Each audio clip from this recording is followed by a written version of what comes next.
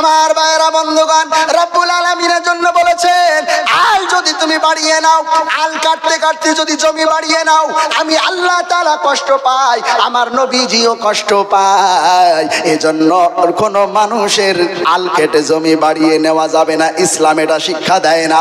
আমার ভাইয়েরা বন্ধুগণ, কোন মায়েরা যদি মনে করি আমি বুকে ওড়না না দিয়ে চলবো, আমার স্বামী বাড়িতে নাই, বাইরে সবজিওয়ালা এসেছে, চুনু পাউডারওয়ালা এসেছে, আমার স্বামী নাই তো কি হয়েছে, আমি বাড়ির বউ আছে, আমি সবজি কিনতে যাব, হাড়ি কুড়ি বেচতে এসেছে, আমি হাড়ি কিনতে যাব।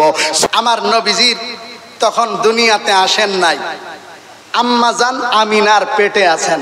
বলেন কোথায় আছেন? আম্মাজান আমিনার পেটে আছেন।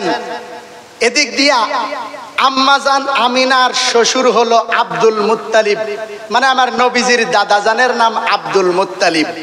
এই সময় যখন নবীজি পেটে আছেন, মক্কার মানুষেরা আমার নবীজির আম্মাজান, আমার নবীজির দাদাজান আব্দুল মুত্তালিবকে দেখে আর হাসে, দেখে আর হাসে।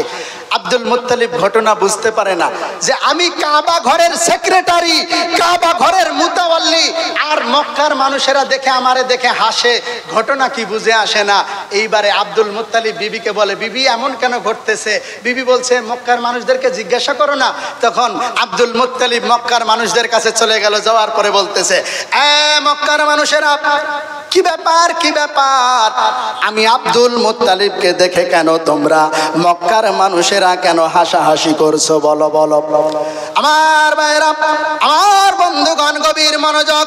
আব্দুল মুত্তালিব যখন এই কথা বলেছেন, মক্কার মানুষেরা বলতেছে, ও আব্দুল মুত্তালিব আমরা কেন হাসি?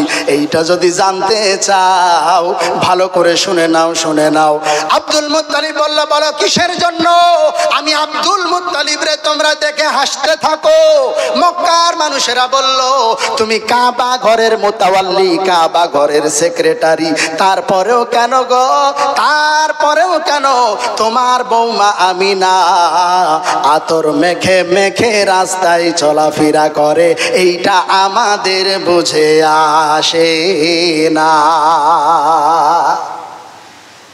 আব্দুল মুত্তালিব, আমরা তো জানি কোন মেয়ের যদি স্বামী মারা যায় তাইলে ওই মহিলা আতর ব্যবহার করতে পারবে না। তোমার ছেলে আব্দুল্লাহ মারা গেছে, কিন্তু তোমার বৌমা আমিনা আতর ব্যবহার করে কেন? এখন আব্দুল মুত্তালিব বলছেন, ঘটনা কি সত্য? বলছে হ্যাঁ সত্য। আব্দুল মুত্তালিব দৌড় মেরে বাড়ি চলে গেছে। বাড়ি যাওয়ার পরে বলছে, বিবি ঘটনা কি? আমার বৌমা নাকি আতর ব্যবহার করে। বলে তাই নাকি? জিজ্ঞাসা করো তো।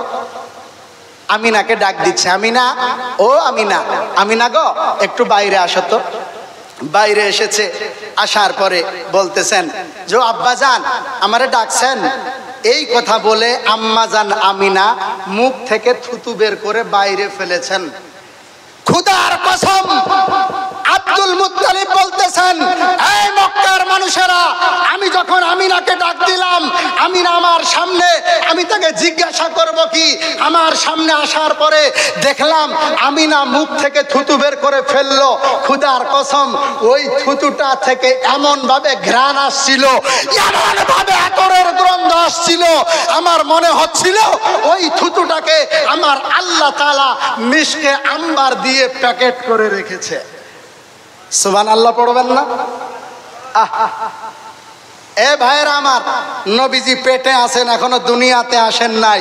পেটে থাকার কারণে আম্মাজান আমিনার মুখের থুতু আল্লাহ তাআলা মিশকে আম্বার দিয়ে প্যাকেট করে দেন। আর তোমার আইডল যে জিত আছে, দেব আছে, আরো কত কে আছে, এদের গায়ের গন্ধে ভূত পালাবে, এদের গায়ের গন্ধে ভূত পালাবে। কিন্তু আমার নবীর গায়ের যে ঘামগুলো হতো, শরীরের ঘামগুলো, এই ঘামগুলো সাহাবীরা কি করতো জানেন? সাহাবীরা এই ঘামগুলো ছোট ছোট বোতলে পুরে রাখতো। রাখার পরে তারা ওই ঘামগুলো আবার বিভিন্ন অনুষ্ঠানে যেত, ওই ঘামগুলো এই আতর হিসাবে এইভাবে বের করে তারা মাখতো। মিশকে আম্বারের মতো সেন্ট আমার আল্লাহ তাআলা করিয়ে দিতেন। জোরে বলা যাবে না সুবহানাল্লাহ? আমার ভাইরা,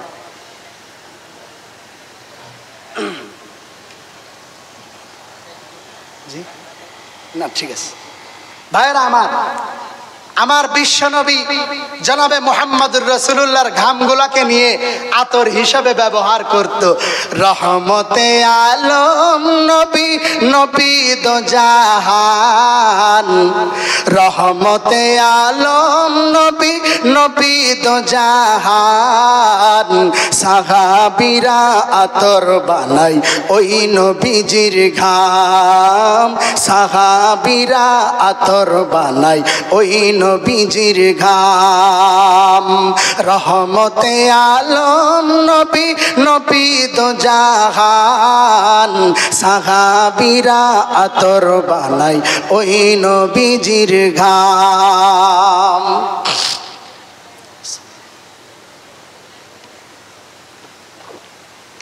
আমার ভাইরা,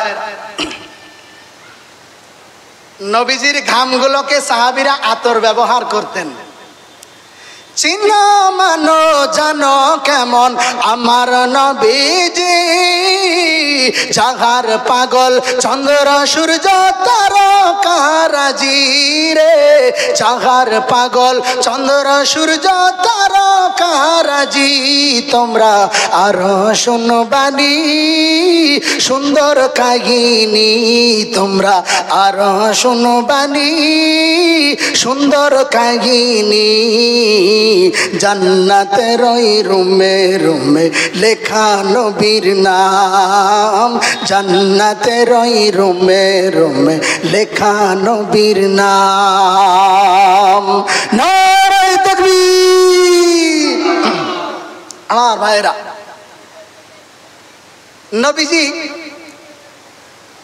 নবীজির আম্মাজান আমিনা যখন কাছে আসলেন, আব্দুল মুত্তালিব বলতেছেন, আমিনা ঘটনা কি?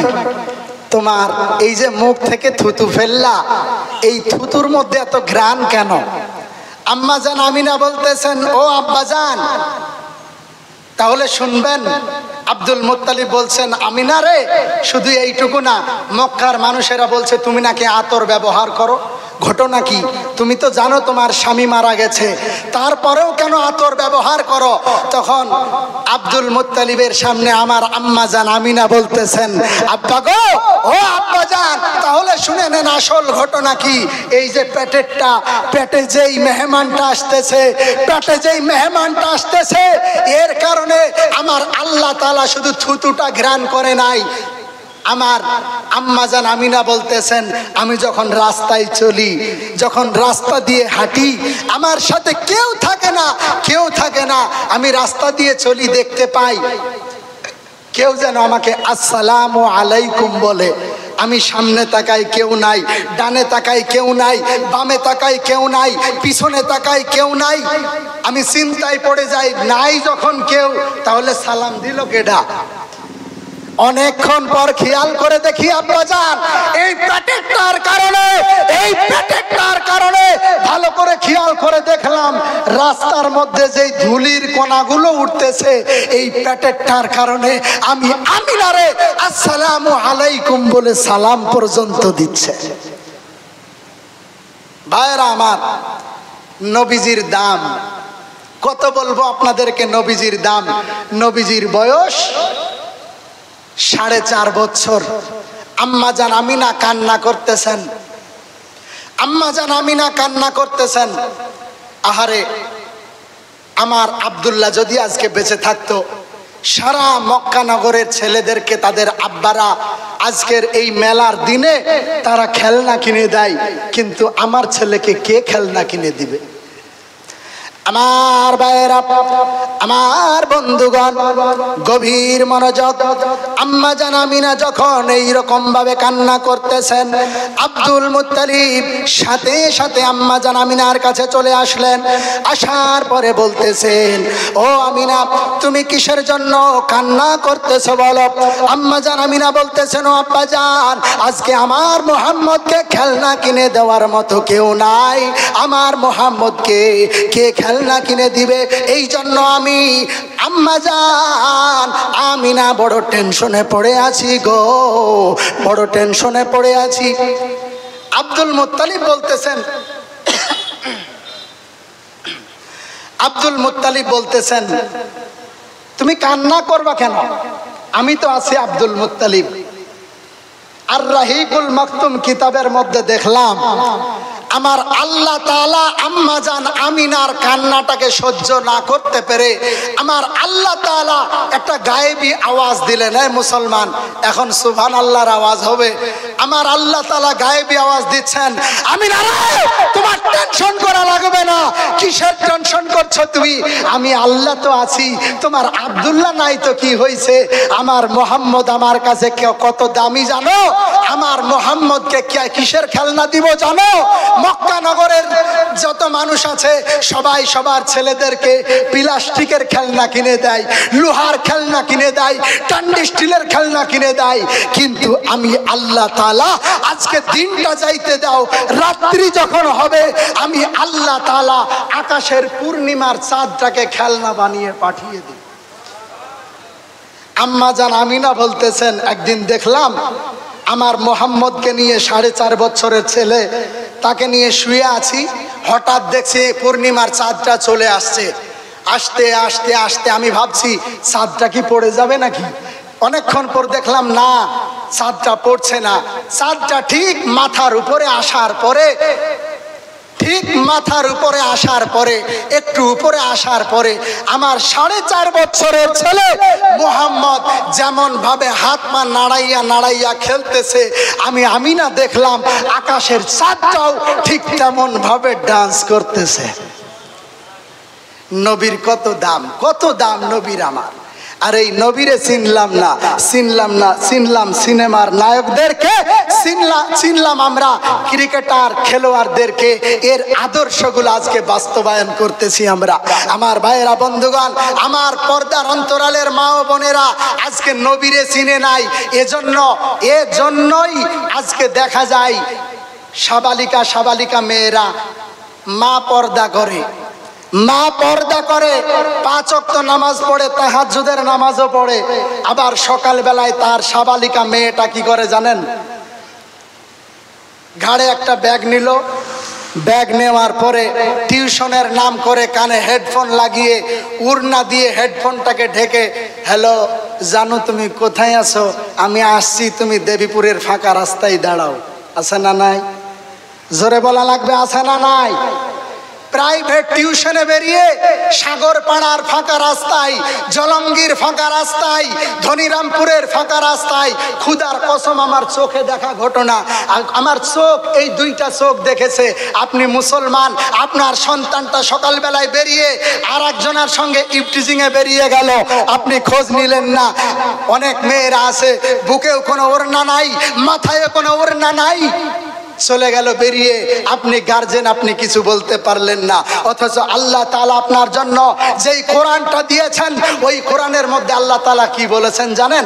আল্লাহ তাআলা বলেছেন, ওয়াকারনা ফি বুয়ুতিকুন্না ওয়ালা তাবাররাজনা তাবাররুজাল জাহিলিয়াতিল উলা। আমার আল্লাহ তাআলা বলেন, সারা দুনিয়ার নারী জাতিদেরকে ডাক দিয়া বলতেছেন, নারী জাতিরা তোমরা বেপরদায় চলাফেরা করবা না, বুকে কোনো ওড়না না দিয়ে রাস্তায় তোমরা বেপরদায় চলাচল করবা না। জাহিলি যুগের মেয়েরা, যেই জামানায় নবী আসে নাই, ঈসা নবীর পরে মুহাম্মদ সাল্লাল্লাহু আলাইহি ওয়াসাল্লামের আগে যেই জামানাটা ছিল, ওই জামানাটার নাম হলো জাহিলিয়াতের যুগ। ওই জাহিলিয়াতের জামানায়, বর্বরতার জামানায় মেয়েরা কি করত? তাদের চেহারাকে সুন্দর করে সাজাইতো। সাজানোর পরে গো তারা নিজের সৌন্দর্যকে পরপুরুষকে দেখানোর জন্য তারা রাস্তায় বেরিয়ে যেত। তারা রাস্তায় বেরিয়ে গিয়ে নিজের সৌন্দর্যকে তারা দেখাইতো, পরপুরুষের কাছে দেখাইতো। এইভাবে তারা নিজের দিকে পরপুরুষের আকৃষ্ট বাড়াইতো। আমার ভাইয়েরা, আমার পর্দার অন্তরালের মায়েরা গো, আমার আল্লাহ তাআলা বারবার নিষেধ করেছেন, তোমরা বেপরদায় চলাচল করবা না। বেপরদায় যদি চলাচল করো গো, আমার আল্লাহ তাআলা বলেন ওই সমস্ত মহিলাদের জন্য আল্লাহ তাআলা ভয়ানক জাহান্নাম বানায়া রেখেছেন।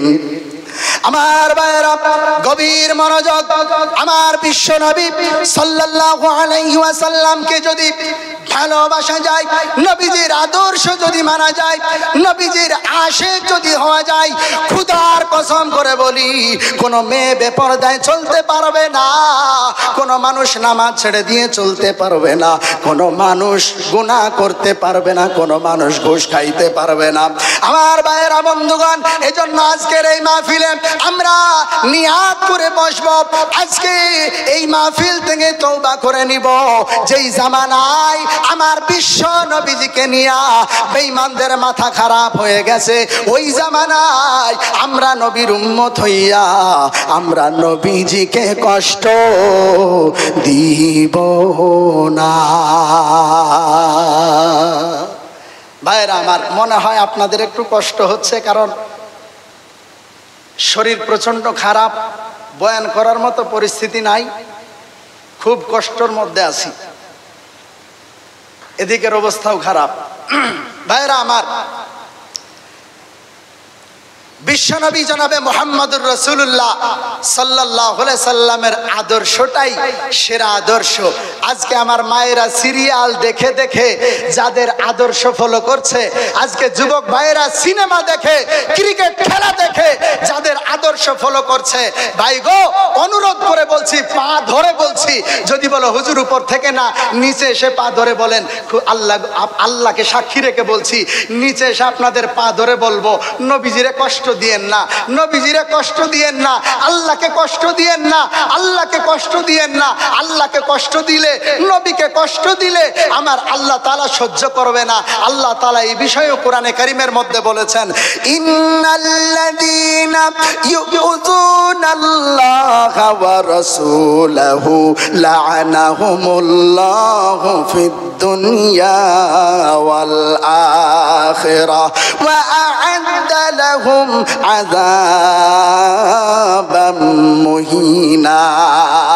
আমার ভাইরা, আমার বন্ধুগণ, রব্বুল আলামিন বলেন, যারা আল্লাহকে কষ্ট দেয়, আল্লাহর রাসূলকে যারা কষ্ট দেয়, কেমন করে আল্লাহ কষ্ট পায়, কেমন করে আমার নবীজি কষ্ট পায়, জানতে হলে হাদিসের মধ্যে ঢুকতে হবে, জানতে হলে অন্য কিতাবের মধ্যে ঢুকতে হবে। আমার আল্লাহ তাআলা বলেন, আল্লাহ তখনই কষ্ট পায়, আল্লাহর রাসূল তখন কষ্ট পায় গো, যখন কোন মুসলমান মানুষ আজান শোনার পরেও মসজিদে যায় না, যখন কোন মুসলমান মানুষ অন্য মানুষকে বেকা কথা বলে, অন্য মুসলমান ভাইকে, হিন্দু ভাইদেরকে, আরো অন্য জাতিদের ভাইকে, যাকেই হোক না কেন, আমার নবীজি বলেছেন কষ্ট দেওয়া যাবে না। যদি অন্য মানুষকে কষ্ট দাও, আমি নবী কষ্ট পাই, আমার আল্লাহ তাআলাও কষ্ট পায়। আমার ভাইয়ের, আমার বন্ধুগণ, গভীর মনোযোগ দিবেন। আমার আল্লাহ রাব্বুল আলামিন বলেছেন, আমি আল্লাহ তাআলা তখন কষ্ট পাই যখন কোন মানুষ 5 ওয়াক্ত নামাজ পড়ে, রাত্রিবেলা যখন হয়, রাত্রিবেলায় গো তাহাজ্জুদের নামাজ পড়ার জন্য আবার ওযু করার জন্য রেডি হয়ে যায়, আবার সকালবেলা যখন হয়, সকালবেলায় কুদালটা হাতে নেয়, কুদালটা হাতে নিয়ে যাওয়ার পরে, ওই জমিতে যাওয়ার পরে অপরের আল কাটতে কাটতে একদম জমি বাড়িয়ে নেয়, আসে না নাই? আমার ভাইরা বন্ধুগণ, রব্বুল আলামিনের জন্য বলেছেন, আল যদি তুমি বাড়িয়ে নাও, আল কাটতে কাটতে যদি জমি বাড়িয়ে নাও, আমি আল্লাহ তাআলা কষ্ট পাই, আমার নবীজিও কষ্ট পায়। এজন্য কোন মানুষের আল কেটে জমি বাড়িয়ে নেওয়া যাবে না, ইসলাম এটা শিক্ষা দেয় না। আমার ভাইরা বন্ধুগণ, কোন মায়েরা যদি মনে করি আমি বুকে ওড়না না দিয়ে চলবো, আমার স্বামী বাড়িতে নাই, বাইরে সবজিওয়ালা এসেছে, চুনু পাউডারওয়ালা এসেছে, আমার স্বামী নাই তো কি হয়েছে, আমি বাড়ির বউ আছে, আমি সবজি কিনতে যাব, হাড়ি কুড়ি বেচতে এসেছে, আমি হাড়ি কিনতে যাব, চুনু পাউডারওয়ালারা এসেছে, আমি চুনু পাউডার কিনতে যাব। আল্লাহর কসম করে বলছি, হাদিসের মধ্যে স্পষ্ট বর্ণনা, আমার নবীজি বলেছেন, ওই সবজিওয়ালার কাছে যদি কোনো মহিলা সবজি কিনতে যায়, বেপরদা হয়ে যায়, আমার নবীজি বড় কষ্ট পায়, আমার আল্লাহও বড় কষ্ট পায়। আমার ভাইয়েরা গো, আজকে আফসোস লাগে, দুঃখ লাগে, ফজরের আজান হয়, কোন অনেক এমন মানুষ আছে দেখা যায় ডাক্তারের আদেশ পালনের জন্য, ডাক্তারের কথা শোনার জন্য, নিজের শরীরকে ঠিক রাখার জন্য ফজরের আজানের আগে রাস্তায় দৌড় দেয়, কিন্তু কত বড় বেহায়া, কত বড় নির্লজ্জ, মুসলমান হওয়ার পরেও আজানের শব্দ শুনে মসজিদে যায় না, আছে না নাই?